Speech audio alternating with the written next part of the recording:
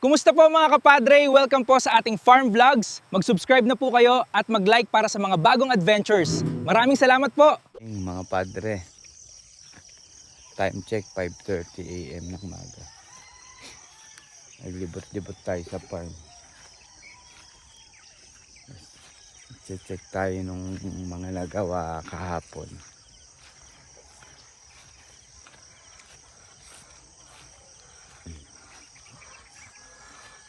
Tulog pa yung mga alaga natin.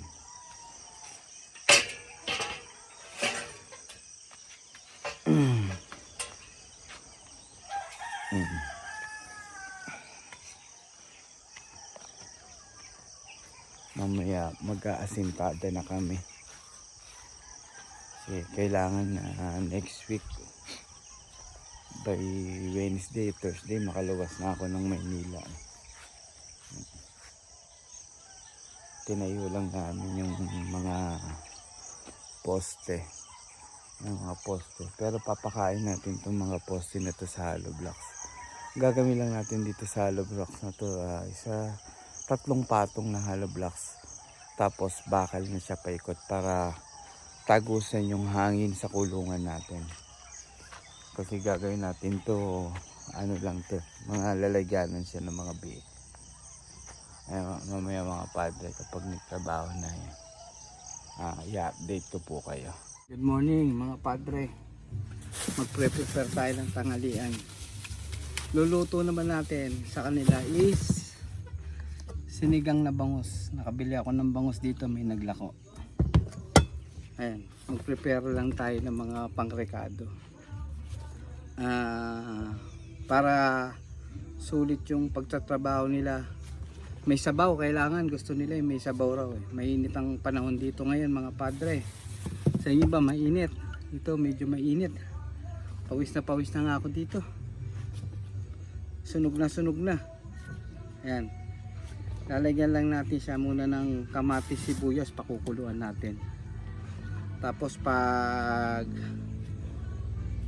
kumulo na, huli natin ilalagay yung isda. Mga padre. Ito yung isdang binili natin. Bangus Pangasinan daw to. Magpapakulo muna tayo ng tubig sa kawali. Puro kuryente ng gamit ngayon natin dito padre. Mas safety. Ayoko ng butane natatakot ako ng butane kasi sumasabog daw yung butane Ayan, lalagyan na natin siya ngayon ng kamatis muna mga padre. Kakamayin ko na mga padre kami naman kakain nito Malinis naman yung kamay natin. Ayan. Tapos lalagyan natin ng 2 sibuyas para masarap. Babalatan lang natin siya.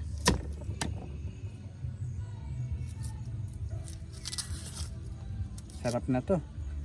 Sarap pumigop ng sabaw pag mainit ang panahon. Sakto-sakto dito sa farm.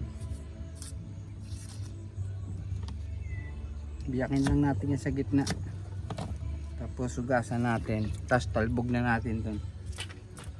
Talbog lang naman to mga padre. Sinigang na bangus. Gamitin na lang natin pang asim. Sinigang mix. Damihan na lang natin ng kamatis para masarap. Yan. Balatan lang natin siya. Tapos mamaya mga padre, busy lang ako. Bibidyo natin yung ginagawa nila dun sa kulungan. Kasi may sumabay na problema ako mga padre. Ayan ginagawa ko rin siya. Ayan yung grass cutter natin nag-overflow. Ngayon nung binaklas ko, kailangan ko ng treban, yung pandikit sa karburador. Nawawala yung minor. Pinag-aaralan natin. Marunong naman kasi akong gumawa ng motor dahil mahilig ako sa motor Ayan binaklas natin yung grass cutter natin. 2-stroke to na Kawasaki grass cutter. Ngayon binabaklas lang natin. Nilinis ko yung karburador kasi nag-o-overflow. Tapos nung binaklas ko naman yung karburador, nakalimutan ko wala nga pala akong treban, yung pandikit sa karburador para sa gasket. Kasi pag walang dikit yung pag nagkasingaw, nawawala yung minor ng motor. Ngayon nagpabili muna ako. Ayan, mamaya padre, bibidyo ko kayo pag naluto na yung ulam nating sinigang. Sinigang na bangus, na dagupan. Ang sahog lang natin dito is peche lang yung nabili ko eh. Pwede na siguro to. Tapos meron tayong okra. Ang importante sa sinigang, labanos para masarap, mabango yung sabaw. Balikan ko kayo mga padre. Mga padre. Papakuha tayo ng kangkong para dun sa mga mamapig, parang merienda nila. O Jess, naubos na yung kangkong natin ha. Ayan.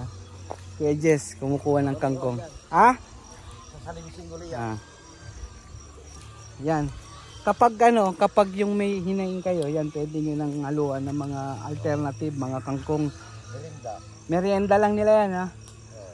Ngayon yan pa lang ang kaya, yan pa lang ang napoproduce naming alternative eh. Kasi yung binigyan natin doon, di ba? Yung Madre Agua natin, ang tagal pala lumaki yan. Ilang buwan na yon? Madre Agua natin, 1 buwan na no? Hindi, nung 1 buwan na no? Tagal pala lumaki pala rin doon. Maliit naman binili. Kaya nga eh, pag nagsimula sa cuttings no? Kailangan may malaki. Tsaka mulberry, nagpaparami rin kami yan. Kinakain din pala ng baboy yan eh, mulberry. Ay, buti na lang merong kangkong ditong tumubo dito sa tabon namin. Eto pag umuulan mga padre, nagkakatubig to. Hinihintay ko nga magkatubig eh. Kasi maraming palaka, masarap yun eh. Ayan o. Eto dito natin ilalagay itong area na to, itong gilid ng fence. Dito natin ilalagay yung kulungan ng bibe. Hanggang dito. Hanggang sa tabon. Para ngayon, pag nagkatubig na itong tabon, dito na sila maliligo. Tapos doon, meron silang bahay doon. Yun ang gagawin natin dyan. Ayun o, ang daming talbos ng kangkong o. Ay, ubos na o. Pangbaboy lang. Pambaboy lang. Sa Manila, binibili. Ayan. Sa Maynila, sabi ko nga, ang mahal ng kangkong eh. Dito, pinapakain lang sa baboy eh. Sa Maynila, pag nagsigang ka, swerte mo makabili kang 20 pesos na kangkong eh. Ayan dito sinisigang lang oh. Minsan kumukuha kami diyan adobong kangkong, masarap. Malinis naman to mga padre. Tabon to eh. Ayun, nag-aadobo kaming kangkong, may konting sahog na baboy lang, sarap na. Ayun, paborito ni Kuya Jess yan, adobong kangkong. Sarap. Sarap, rapsa. Mananam. Ang sarap lang dito yung pagkain mo dito, talagang buhay farm lang talaga.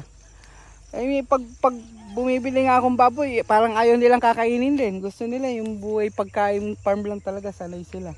Nagsasawa agad sila sa mga karne-karne. Ayan Siya nakaisa quality video natin mga padre ha. Minsan nakikita niyo yung kamay ko. Cellphone lang ang gamit kasi natin. Nagbabago-bago lang tayong binablog lang natin tong farm natin para meron akong remembrance pag nakita ko yung papanorin ko ba. Dito ako nagsimula yung farm ko bago naging ganito. Kaya binablog ko para kumbaga sa pag nagkaapo tayo, yan na yung minana yung farm. Ganyan ko tsinagayan unti-unti. Ayan. Ayan.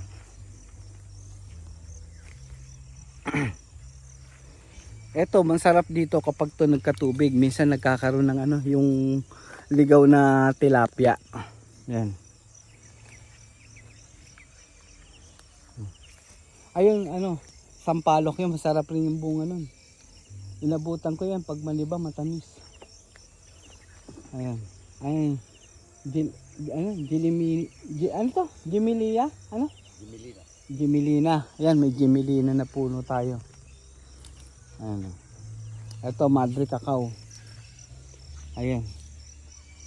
Para pag meron tayong mga puno-puno. Ayan. Ayan, nandun yung mga baboy nating nanganak. Doon ko pinatali sa mga ilalim ng puno. Hanggang hindi pa nagagawa yung yung breeding pen natin. Pero rin eh. Kailan tayo Kuya Jess? Ba 'yun? Patanggal ng itlog, ano ba yan? Bukas. Papakapon. Bukas magpapakapon pala kami mga padre. I-update ko kayo kung paano yung pagkakapon. May nagkakapon dito eh. Kailangan ng kapunin yung ano eh, yung bagong panganak. Ilan days na yun? 10 days no? 10 days. Kailangan 10 days makapon na eh para 12 days na bukas. 12 days na no? Kailangan 12 days makapon na eh para hindi ganong masaktan na yung biik. Pag malaki na, masasaktan na sila masyado, makunat na no? Oo, Hihindayin na nila. Papakapon na namin yung mga lalaki doon. Kasi ang plan naman namin doon, ano, tawag dito, panglitsyon. Pero kung may naghahanap sa inyong pwedeng gawing pambulog, ayun, pwede yun mga padre. Maganda inahin natin doon. Crossbreed na siya. Kaya malalaki na. Ayun o. Ayun pa yung lupa natin, hanggang dulo pa. Doon. Hanggang dulo pa doon. Medyo masukal pa. Kaya hindi ko pa siya pinapasyalan na yun. Dito muna tayo yung ginagamit natin. Doon ko lang pinapalinis. Ayan o. Oh. Diba? Pagkagising mo ng umaga, yan ang makikita mo. Kahit kape lang, yung simpleng kape-kape mo, masigla ka na. Dahil nakikita mo na yung pinagpaguran mo. Diba? Ay mga padre, hopefully sana magkaroon rin kayo ng ganitong lupa.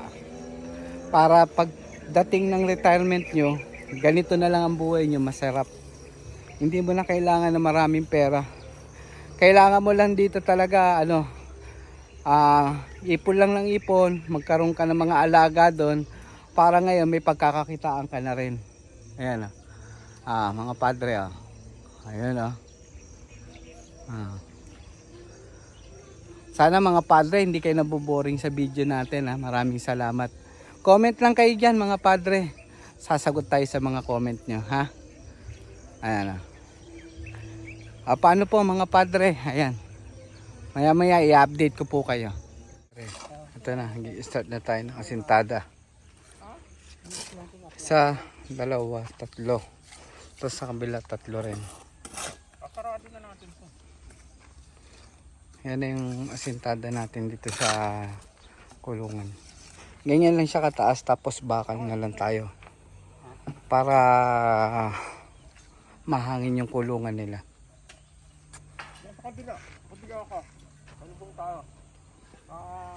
Tapos mababa lang yung bubong niya para kahit malakas ang hangin, hindi siya hanginin yung bubong.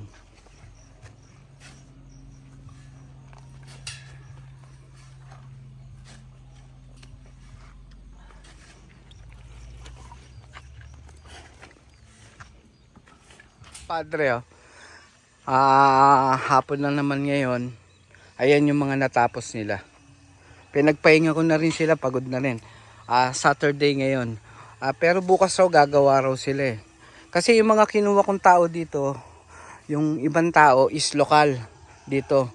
Minsan lang ang trabaho dito mga nagpapagawa, lokal. Bali ang labor nila dito sa akin, ang bawat araw ng ang lokal dito, 500. Pero libre na lahat yun. Meriendang alas 10, tanghalian. Tapos alas 3. Tapos pag may natitira kong luto sa lutong tanghalian o hapunan, pinadadalan ko na lang sila. Ayan, bali 1, 2, 3, 4, 5, 6. Tapos ito hallway. Tapos dito tayo maglalagay ng ng water system niya. Ito dati sarado. Gagawin natin tong fence na to, bubuksan natin para may pinto rin dito. 2 yung pintuan niya, bali 3 pati sa gilid. Yan ang originally plan kong gagawin. Ayan. Yan yung area nating ginagawa. Bago agang matapos to mga padre, i-update ko kayo. Ayan, medyo malaki na rin ang hindi biro ngayon magpagawa talaga ng kulungan. Kaya nararamdaman ko yung yung sinasabi ng mga backyard hard racer na wala nang kinikita. Sa atin naman, susugal tayo kahit marami tayong naririnig na negative na wag na kayong mag-alaga at wala na kayong kikitain Sa akin naman susugal pa rin tayo. Tuloy lang ang buhay. Kahit na yung sinasabi nilang ganun. Susugalan pa rin natin. Ayan mga padre. Tapos doon natin ilalagay yung ano natin, yung bibe. Poy! Poy, halika rito. Poy! Ay, ayaw halika. Tagal mo pa ako sinisilip. Puro, ang ginagawa mo dyan? Doon ka dumaan doon ka dumaan sa kabila. Ayan mga padre Ayan. Ayun. Ayan. Ayan. Iniisip ko kung tataniman ko ng ng saging paikot baka mamaya naman pa-comment nga mga padre kung kung matibay bang saging sa bagyo. Kasi mayroong nag-aalok sa akin mga punla ng saging lakatan. Sabi, iniisip ko muna, sabi ko nga magtatanong-tanong muna ako kung okay magtanim ng saging ngayong tag-ulan. Baka mamaya masayang lang yung saging natin kapag nagtanim tayo. Baka mamaya mamatay lang sa bagyo. Ayan mga padre Ayan. Yan yung kabuuan natin. Mababa lang pinagawa ko para hindi sapulin ng hangin. Mas okay. Pangit kasi pag mataas baka pag may bagyo masapul. Lalaki na ng mga natin, pang raw out. Kachay! Bilog na bilog bilog na bilog Chay! Ayan mga padre baka gusto nyong mag-alaga sa backyard ng pwedeng gawin hinahin. Meron ditong mga babae. Pero yung lalaki wala na. Yung lalaki nakapon na natin. Malaking bulas itong mga to kasi kapatid nito yan. Yan. Yung mga ginawa natin hinahin. Lahi niya yan. Ayan mga padre. Chay! Ayan Chay! Laki na Ayan mga padre. Ayan. Unti-unti na natin naiaayos yung farm natin. So mga bibe, malapit na yan. Malapit nang maibik yan. Palalayasin na natin yan sa bahay ni Kuya. Ayan. Ang ganda lang talaga mga padre. Kapag meron tayong pressure wash, medyo ginhawa yung nag-aalaga ng mga baboy. Saka nagiging malinis ng gusto yung mga kulungan natin. Nababawasan rin yung mga langaw.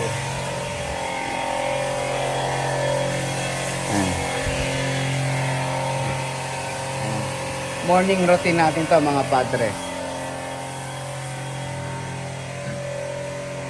Tapos i-update ko kayo dun sa day 3 na paggawa namin ng kulungan. Ito na siya mga padre. Ayan.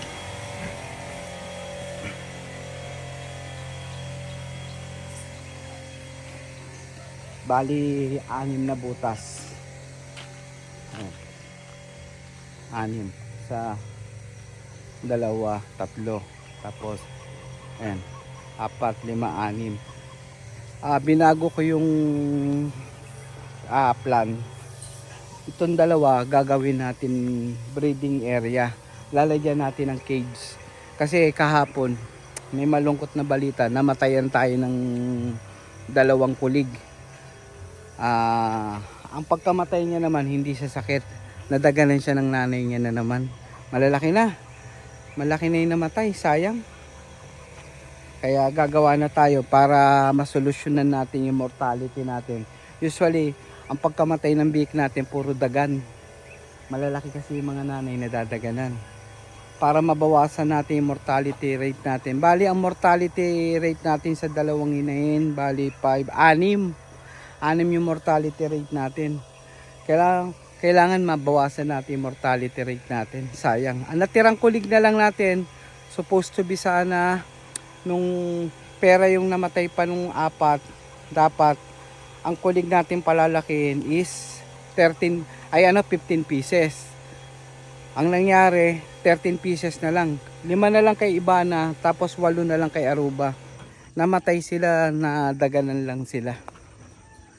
Ay ngayon susolusyonan natin yung mortality rate natin. Kaya dapat puro growing pen tong gagawin natin. Ngayon ang gagawin natin, itong dalawa, ipitan ng baboy. Pag dito sila manganganak, dito sila magpapasuso.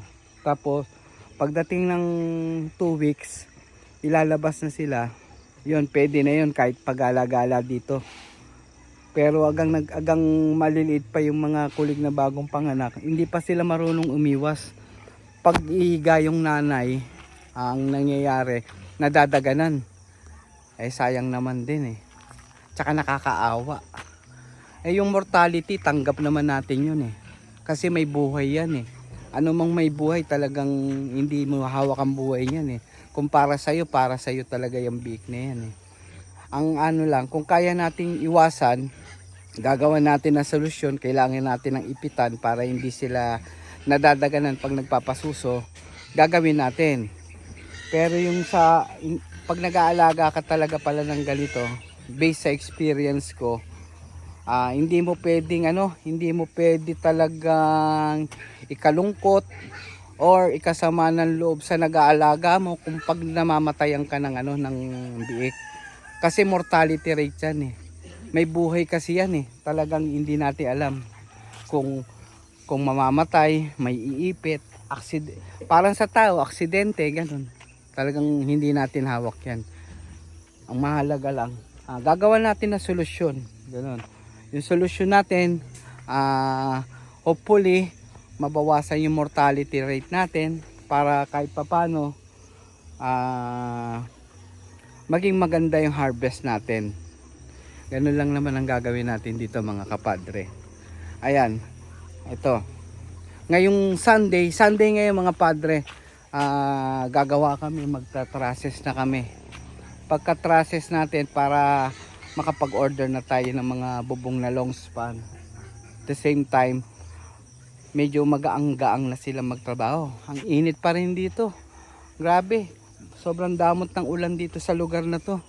Kahit umuulan sa Maynila, dito medyo mainit pa rin. Pero sabi sa akin dito, pag umulan naman daw dito, tuloy-tuloy naman. Ayan o. Tapos ito yung magiging kanal natin. Yan, kanal. Gagawa tayo dito sa kinakatayuan ko. Dito sa may, sa may tuod na yan. Gagawa tayo dito ng ng septic tank para yung daloy ng mga pupo ng mga baboy natin malinis. Para kung sakaling magsa-site visit ka rin dito, pag may mga bisita, mag-check sila, maayos yung natin, yung kulungan natin. Ay mga padre. Ganda ng araw oh. Ayan oh. Ganda ng araw mga padre oh. Padre, baka pwedeng palambing, pa-subscribe naman tayo dyan.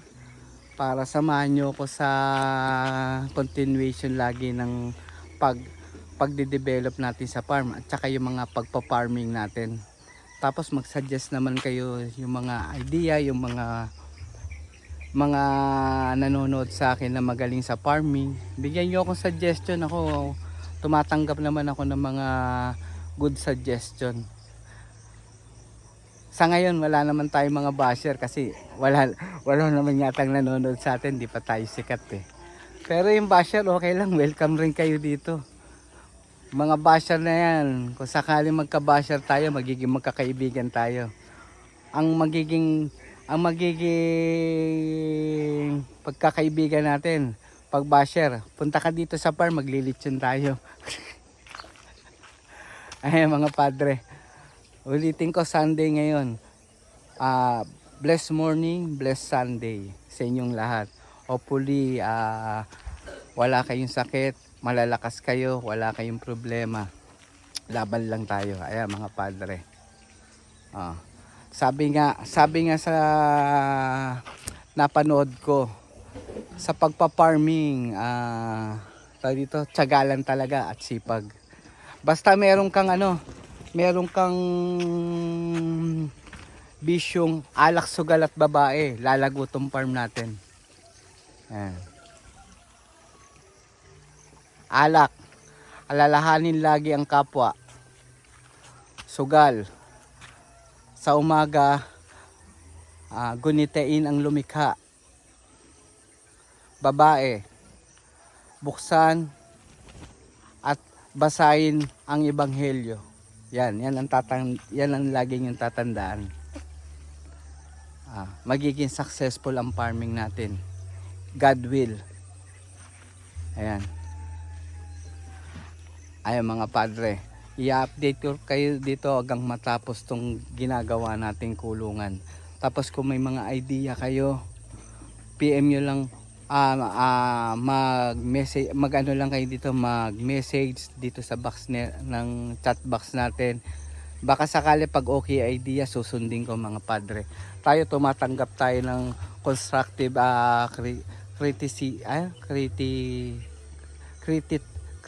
criticize. Yan. Kaya free to chat mga padre. Ayan oh, ganda ng panahon mga padre oh. Oh, ganda oh. Sarap. Iba talaga ang buhay farm. Relax ka. Pagkagising mo, masarap huminga. Ramdam na ramdam mo yung